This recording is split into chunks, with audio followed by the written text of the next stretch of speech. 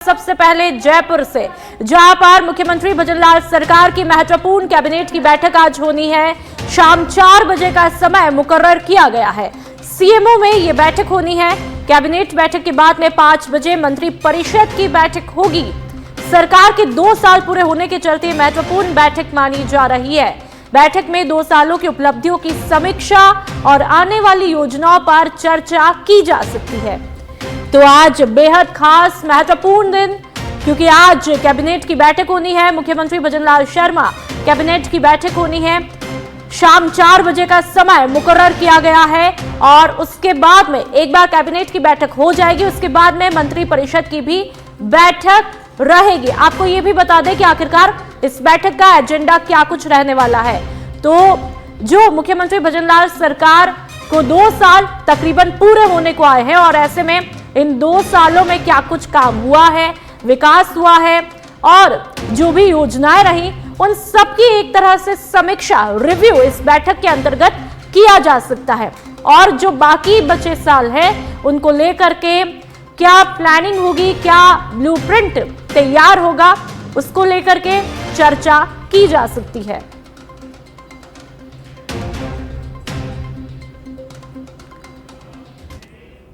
और अब राजस्थान यूनिवर्सिटी से इस वक्त की बड़ी खबर, जहां पर कुलपति सचिवालय पर प्रदर्शन कर रहे छात्र नेताओं को खदेड़ा गया। पुलिस ने प्रदर्शन कर रहे छात्र नेता नीरज खीचड़, अरविंद नांगल, आदित्य सिहाग को हिरासत में ले लिया है।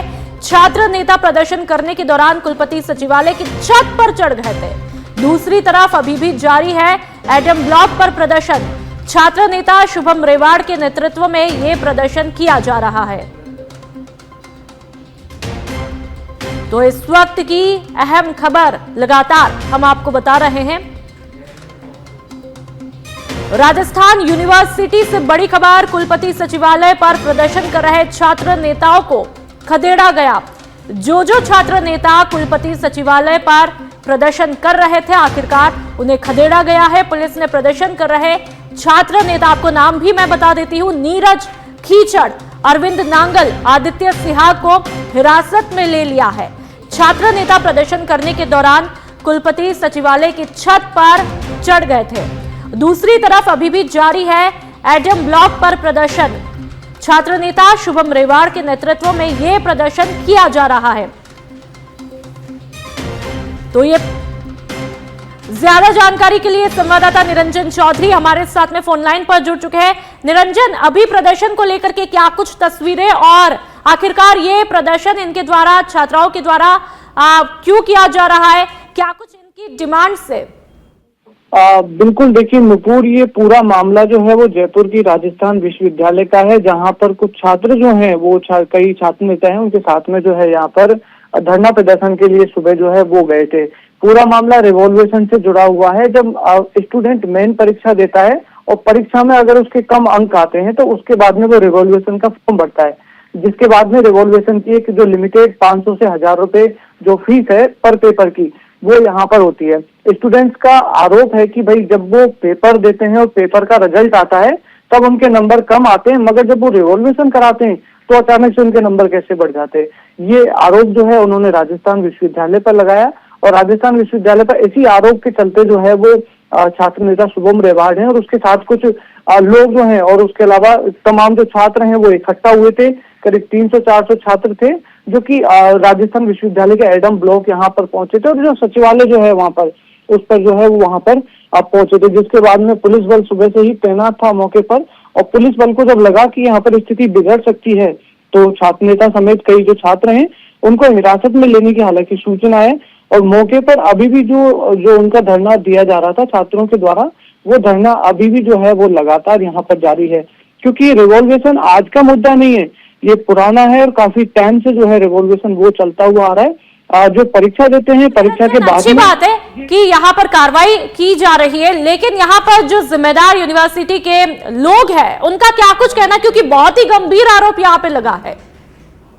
बिल्कुल, देखिए इससे पहले भी कई बार जो है राजस्थान विश्वविद्यालय में इस तरीके के प्रदर्शन इसी चीज को लेकर जो है वो होते रहे, मगर कोई अभी तक आधिकारिक इनका पहले भी जो है वो जो बयान है वो सामने नहीं आया था इसको लेकर। हालांकि हमेशा से रिवॉल्वेशन का मुद्दा जो है वो विवादों में रहा है, क्योंकि इस तरीके से जो मुद्दा होता है, क्योंकि पहले स्टूडेंट के कम अंक आ गए और रिवॉल्यूशन में पैसे से भरे उसने यूनिवर्सिटी को, तब अचानक से कैसे नंबर बढ़ गए? क्या उनकी जो कॉपियों की जांच होनी चाहिए थी उस टाइम कॉपियों की जांच सही नहीं हुई?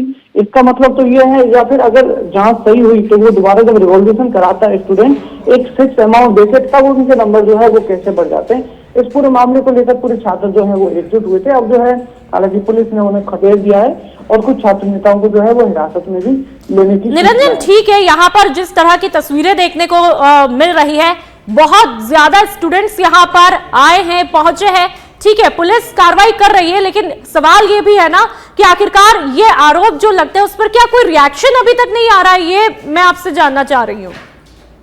बिल्कुल, देखिए, इस पर कोई प्रशासनिक रिएक्शन अभी तक तो नहीं आया है। हालांकि हो सकता है थोड़ी देर में जो है वो यूनिवर्सिटी प्रशासन का कोई लोग हैं या फिर कुछ लोग जो हैं आकर कह दें कि उनके द्वारा जो आरोप लगाए गए हैं उन्हें किस तरीके से वो खंडित करना चाहते हैं। हालांकि अभी तक कोई ऑफिशियल इनका स्टेटमेंट अभी तक तो नहीं आया है। अब देखना होगा कि भाई कब तक इनका ऑफिशियल स्टेटमेंट आता है, क्या कुछ ये छात्र मांग कर रहे हैं, क्या उनकी मांगों की सुनवाई होती है, क्या छात्र नेता जो तमाम आरोप लगा रहे हैं उनका किस तरीके से। ठीक है निरंजन, बहुत बहुत शुक्रिया तमाम जानकारी के लिए। और आप सवाई माधोपुर से खबर, जहां पर त्रिनेत्र गणेश मंदिर मार्ग पर टाइगर शावक की एंट्री से हड़कंप मचा है। तस्वीरें आप देख लीजिए, और सुबह सुल्ताना का मेल शावक सड़क पर दिखा है, ये तस्वीरें देख लीजिए। करीब 10 मिनट तक बेखौफ कैट वॉक यहां पर करता रहा। दृश्य देखकर गणेश मंदिर जा रहे श्रद्धालुओं के वाहन यहां पर थम जाते हैं। अचानक से यदि आप भी कहीं जाते हैं और ऐसे टाइगर दिख जाए तो सोचिए आप पर क्या बीतेगी, डर लगेगा। और कुछ लोग तो इसको रोमांच के रूप में लेते हैं, जैसा कि इन तस्वीरों में देखा गया, और दहशत में मोबाइल कैमरे से वीडियो भी बनाते रहे। शावक जोन 1 से निकल करके मुख्य मार्ग पर आया और जोन 4 की तरफ बढ़ जाता है। 2 दिन पहले मिश्रधारा के पास भी दिखी थी बाघिन सुल्ताना। आजाद घूमते बाघ शावक पर्यटकों को खूब आकर्षित कर रहे हैं। तो तस्वीरें आप देख लीजिए टाइगर की। सवाई माधोपुर ये वो इलाका सच बेधड़क पर सबसे पहले एक्सक्लूसिव तस्वीरें। यहां पर तमाम पर्यटक आए दिन आते हैं, पर्यटन स्थल है, और ऐसे में यहां पर वाकई में इस तरह से बाघिन का अचानक से दिख जाना। और ज्यादा जानकारी के लिए संवाददाता लोकेश हमारे साथ में फोन लाइन पर जुड़ चुके हैं। लोकेश, एक्सक्लूसिव तस्वीरें मैं देख पा रही हूं, किस जगह की है और वहां पर जो है पर्यटकों की सुरक्षा के लिए क्या कुछ किया गया? क्योंकि यहाँ पे पर्यटक बेहद खुश, रोमांचित तो दिखाई देते हैं, लेकिन सेफ्टी बहुत जरूरी है। बिल्कुल, फिर इससे पूरे इसका बताना चाहूंगा कि जैसे रणथंभौर नेशनल पार्क जो टाइगर के लिए विश्वविख्यात है और देश विदेश सहित विभिन्न जगहों पर टाइगर के लिए जाना जाता है, और दूर दराज से हर वर्ष यहाँ लाखों की तादाद में सैलानी आते हैं। लेकिन आज सुबह जो ये सुल्ताना जो बाघिन है उसका जो शावक आज यहाँ मिस्र दर्रा के पास में जो नजर आया, एक जोन नंबर 1 से निकलते हुए 4 नंबर जोन पे जो जाता हुआ उसको देखा गया। कुछ देर वहाँ उसकी अटखेलियां जो गणेश मंदिर को जाने वाला श्रद्धालु उन्होंने, और जो जंगल सफारी के लिए जो जाने वाले लोग हैं उन्होंने उसकी अटखेलियां निहारी। उसके बावजूद यहाँ पर वन विभाग के अधिकारी वहां पर मौके पर कुछ वहां मौजूद थे। हालांकि लेकिन बात यह कि अब से कुछ महीनों पहले यहाँ पर इस तरह के रास्ते बाघ के आने से एक बच्चे की मतलब मौत हो गई थी, शिकार बना लिया था। और उसके बाद ही वन विभाग की मॉनिटरिंग जो खुलासा है उसकी पोल खुलती नजर आ रही है कि किस तरह की मॉनिटरिंग होगी, बाघ कहाँ जा रहा है, उधर से विचरण कर गाड़ियों का एकाएक वहां रुक जाना। शायद अगर कोई पैदल जो श्रद्धालु जा रहा होता, हालांकि घटनाओं के बाद इस तरह पैदल जाने वाले श्रद्धालु पर रोक लगा दी गई, लेकिन खुदा न खास्ता अगर किस तरह की जो गाड़ी पर अटैक करने वाले या कोई ऐसी समस्या आ सकती थी, लेकिन वहां पर इस तरह कोई भी घटना नहीं घटी। और दूसरी चीज ये कि वन्य जीव प्रेमियों में एक खुशी का माहौल भी यहाँ देखा गया, जहाँ लाखों रुपए लगाने के बाद यहाँ दूर दराज से सैलानी आते हैं यहाँ कई बार, लेकिन रणथंभौर के अलग अलग जोन बने हुए हैं 1 से 10, उनमें टाइगर की अटकेलियां नहीं देखने को मिलती, लेकिन आज यहाँ फ्री में लोगों ने जो बाघों की अटकेली देखी और उसको देखकर जो एक लुभावनापन देखा गया। एक तरफ ठीक है लोकेश, खुश रहना अच्छी बात है, लेकिन खुशी को गम में बदलते हुए भी क्षण नहीं लगता है। ऐसे में वन विभाग की मॉनिटरिंग पर तो सवाल उठते ही है, क्योंकि बड़ा रिस्की हो जाता है इस तरह की तस्वीरों को देख लेना। बिल्कुल, इसमें नुपुर जैसा कि एक तरफ चिंता का विषय है जो पिछले घटनाक्रमों को देखते हुए, वहीं एक खुशी का वो भी है कि किस तरह यह बाघों के जो होने नहीं होने पर सवाल उठते हैं, वो भी कि जिस तरह सड़क पर चलते बाघ यहाँ निहारे जा सकते हैं। तो दूसरा तो रणथंभौर की जो मतलब जो यहाँ बाघों के लिए जाना है उसके लिए अच्छी खबर, लेकिन चिंता का विषय यह भी है कि जहाँ राहगीरों पर जाने वाले लोगों पर जो अटैक की घटनाएं हो चुकी, उनको लेकर रणथंभौर के जो अधिकारी है उन्होंने क्या सजगता दिखाई, अब तक ये साफ उजागर नजर हो रहा है कि आपने बात की अधिकारियों से लोकेश? बिल्कुल, अधिकारियों से इस बारे में कोई वार्ता नहीं हो पाई, लेकिन ये है कि यहाँ जो जिस तरह टाइगर एक छोर से दूसरे जोन, 1 नंबर जोन से दूसरी जोन पे जा रहा है और जहां लोग इसको निहार रहे हैं और गाड़ियां दोनों तरफ घेरे हुए हैं, तो निश्चित तौर पर अगर कोई ऐसी घटना हो जाती है तो वन विभाग के अधिकारी वहां किस तरह मौजूद नहीं लोकेश, अब उम्मीद यही की जाती है कि वन विभाग के जितने भी अधिकारी हैं वो किसी भी घटना होने का इंतजार ना करें। बहुत बहुत शुक्रिया। और आप सिरोही के पिंडवाड़ा की हम बात करेंगे, जहां पर कांटल चौराहे पर एक अधेड़ व्यक्ति का शव मिला है। पिंडवाड़ा निवासी समुद्र सिंह के रूप में मृतक की शिनाख्त हुई है। कल शाम मृतक अपने घर नहीं पहुंचा था। सुबह कांटल चौराहे पर शव मिलने की सूचना मिली है। पुलिस मौके पर पहुंची और शव को मोर्चरी में रखवाया। पुलिस मामले की पूरी तरह से तहकीकात में जुटी हुई है। तो सिरोही के पिंडवाड़ा की ये तस्वीरें। और आप श्री गंगानगर के राय सिंह नगर से खबर, जहां पर बिश्नोई मंदिर विवाद पर प्रशासन ने बड़ा कदम उठाते हुए सच बेधड़की देर रात वाली खबर पर मोहर लगाई है। मंगलवार देर रात 11 बजे तक एसडीएम सुभाष चौधरी, डीवाईएसपी अनु बिश्नोई और थाना अधिकारी महावीर बिश्नोई मामले पर चर्चा में जुटे रहे और हालातों को देखते हुए तहसीलदार हर्षिता मिड्ढा को मंदिर का प्रशासक नियुक्त किया गया और अमावस्या को ध्यान में रखते हुए राय सिंह नगर, श्री करणपुर, पदमपुर, गजसिंहपुर, समेजा कोठी और श्री विजयनगर क्षेत्रों से भारी पुलिस बल तैनात किया गया। प्रशासक हर्षिता मिड्ढा और एसडीएम की मौजूदगी में 5वें दिन मंदिर के मुख्य गेट का ताला खोल दिया गया। प्रशासन ने साफ किया कि किसी भी परिस्थिति में कानून व्यवस्था नहीं बिगड़ने दी जाएगी। अध्यक्ष पद को लेकर के चल रहे विवाद के चलते हनुमान चाहर पक्ष कई दिनों से मुख्य द्वार पर धरने पर बैठा था। 26 अक्टूबर की आम सभा के बाद से बढ़े विवाद के बीच अब मंदिर की पूजा अर्चना प्रशासक की देखरेख में ही होगी।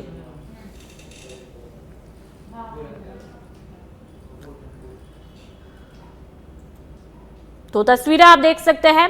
मंदिर में तहसीलदार को प्रशासक नियुक्त किया गया। अमावस को लेकर भारी पुलिस जाब्ता यहां पर देखने को मिल रहा है। सच बेधड़क की खबर पर मुहर लगी है। बिश्नोई मंदिर अध्यक्ष पद के ये पूरा विवाद का मामला बताया जा रहा है। मंदिर में तहसीलदार को प्रशासक के तौर पर नियुक्त किया गया है और राय सिंह नगर से संवाददाता विक्रम हमारे साथ में फोन लाइन पर जुड़ चुके हैं। विक्रम, आपसे समझना चाहेंगे कि सच बेधड़क की खबर का किस तरह से असर होता है और क्या नतीजे आते हैं?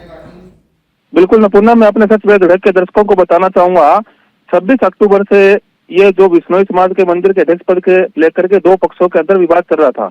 दोनों ही पक्ष अपने आप को विधिवत का हवाला देकर के अपने आप को अध्यक्ष नियुक्त किया था और दोनों ही समर्थक बार बार प्रशासन को चार्ज दिलाने के लिए और मंदिर की सुरक्षा के लिए प्रशासन को ज्ञापन दिया जा रहा था।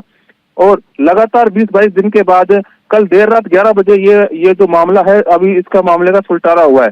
सच बेधड़क ने सबसे पहले ही यह संकेत दे दिए थे रात को 11 बजे कि अभी देर रात तक कोई ना कोई एक बड़ा फैसला प्रशासन के द्वारा लिया जा सकता है, जिसके तहत सबसे पहले सच बेधड़क ने ही इस बात को बताया था। अब जाकर के प्रशासन ने उपखंड अधिकारी डीवाईएसपी अनु बिश्नोई, थाना अधिकारी महावीर बिश्नोई के नेतृत्व में सारा चर्चा करके अब सुबह सुबह प्रशासक नियुक्त कर दिया गया।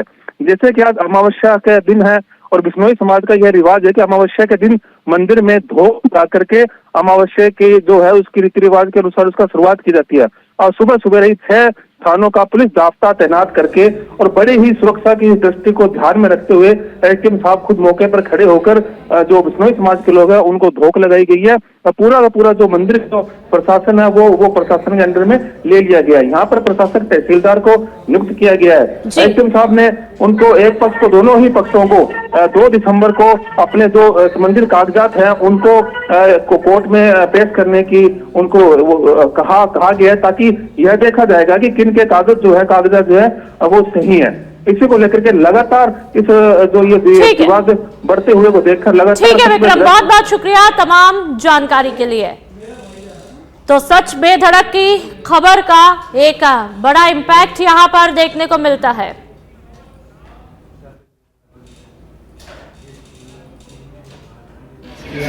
दोनों पक्षों में आपसी समझाइश करके और इस मामले का समाधान निकाला गया, लेकिन इसमें 2 पक्षों में प्रधान पद को लेकर पिछले 26-27 तारीख से उनका विवाद चल रहा था। हमने पूरा प्रयास किया कि दोनों पक्षों में आपसी समझाइश करके और इस मामले का समाधान निकाला गया, लेकिन ये दोनों पक्ष इसमें अदालत थे और मानने के लिए नहीं हुए हैं। ऐसी हालांकि ये हमारा तो ये प्रयास था कि आस्था का स्थल है, इसमें उसी हिसाब से विवाद का तो कोई मुद्दा बनना ही नहीं चाहिए। फिर भी ठीक है, 2 पक्षों में हो गया, तो इसमें प्रयास पूरा करने के पश्चात भी हमने जब ये मार्ग में शोट आउट नहीं हुआ तो सरकार के अधीन लेने का हमने निर्णय किया। और अब झुंझुनू की हम बात करेंगे। जिले में बिना फिटनेस के दौड़ते मिले हैं डंपर और ट्रक। 1700 रजिस्टर्ड भारी वाहनों में से 1020 वाहन बिना फिटनेस के दौड़ते हुए मिले हैं। ब्रेक कमजोर, टायर घिसे पीटे, हादसों का बड़ा खतरा इससे बना रहता है। परिवहन विभाग ने अब सख्ती कर दी है और आपको बता दें तकरीबन 1020 वाहनों को नोटिस भी जारी कर दिया। फिटनेस समाप्त होने पर नोटिस जारी करके 15 दिन का समय दिया गया है। 323 वाहनों की आरसी सस्पेंशन प्रक्रिया अभी जारी है। जिले भर में जांच टीमें तैनात की गई है। फिटनेस खत्म वाहनों पर अब सख्त निगरानी रखी जा रही है। टोटल रजिस्टर्ड वाहनों में से 1020 वाहन ऐसे पाए गए जिनकी फिटनेस पिछले कुछ वर्षों से वो नहीं करवा रहे हैं। इसके संदर्भ में हमने संज्ञान लेते हुए फिटनेस ना करवाने वाहनों पर 1020 वाहनों को आरसी सस्पेंशन का नोटिस दिया गया है। वर्तमान में 323 वाहनों के आरसी सस्पेंशन की कार्यवाही जारी है। अगर 15 दिनों में कोई भी वाहन अपने फिटनेस नहीं करवाता है तो उसके संबंध में कार्रवाई ये होगी तो 6 महीने के लिए उनकी आरसी सस्पेंड की जाएगी और उसके बाद उनकी आरसी निरस्त। नागौर के पादुकला और आसपास के ग्रामीण इलाकों में इन दिनों सबसे बड़ी परेशानी बने हुए है खुले पैसे। बाजार से 10, 20 और 50 रुपए के नोट लगभग गायब ही हो चुके हैं, जिसकी वजह से छोटे व्यापारियों से लेकर के मेडिकल दुकानों और ठेला व्यवसायियों तक सभी का रोजमर्रा का लेन देन पूरी तरह से ठप पड़ा हुआ है। लोग 100 और 500 के नोट लेकर के दुकान पर पहुंचते हैं, लेकिन छुट्टा न मिलने से सामान लौटाना पड़ रहा है। हालात इतने ज्यादा खराब हो चुके हैं कि छोटे नोटों की कालाबाजारी भी शुरू हो चुकी है, जबकि प्रशासन पूरी तरह से मूक दर्शक बना हुआ है। दुकानदार और ग्राहक दोनों ही बेहाल है।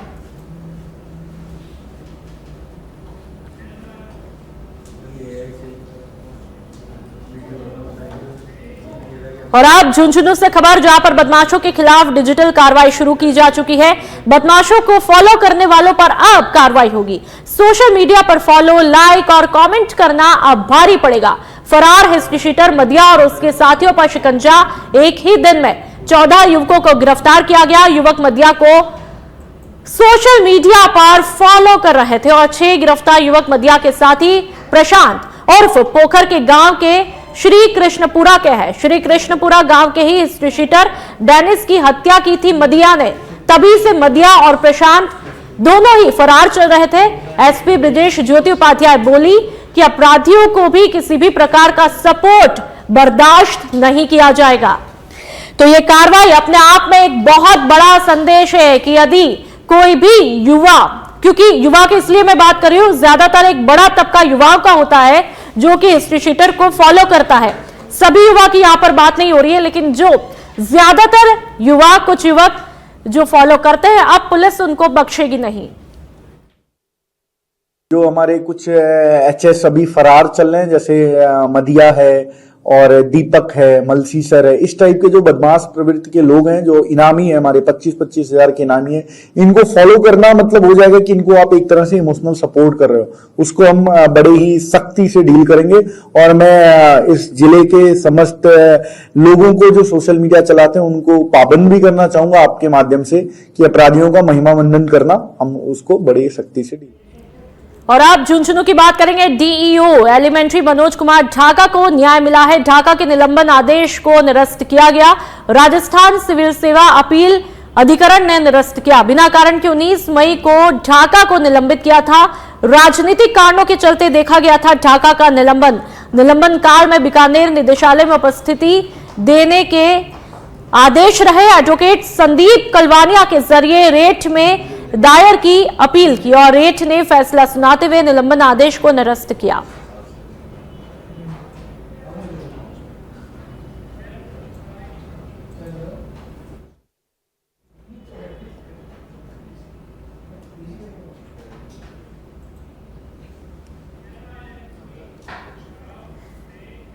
और अब बात कोटा की, जहां पर महावीर नगर थाना क्षेत्र में घरेलू विवाद के चलते एक पति खुशराज ने अपनी ही पत्नी गिरिजेश पर चाकू से जानलेवा हमला किया और उसका एक कान ही काट डाला।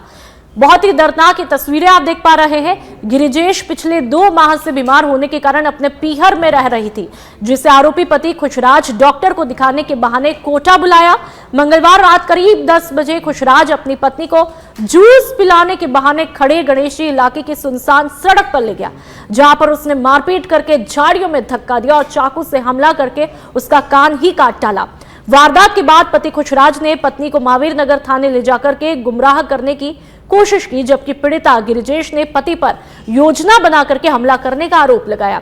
घायल महिला का अस्पताल में ट्रीटमेंट चल रहा है, तो वहीं महावीर नगर थाना पुलिस ने पीड़िता की शिकायत पर आरोपी पति खुशराज को गिरफ्तार किया है और मामले की आगे की जांच की जा रही है।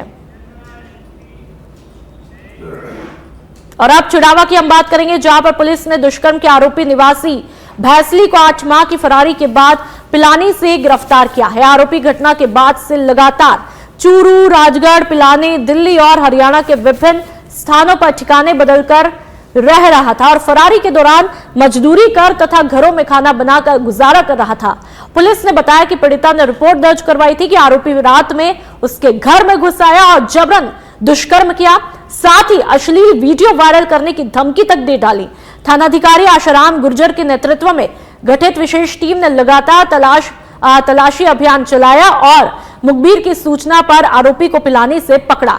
आरोपी को न्यायालय में पेश किया जाएगा और पुलिस उससे आगे की पूछताछ कर रही है।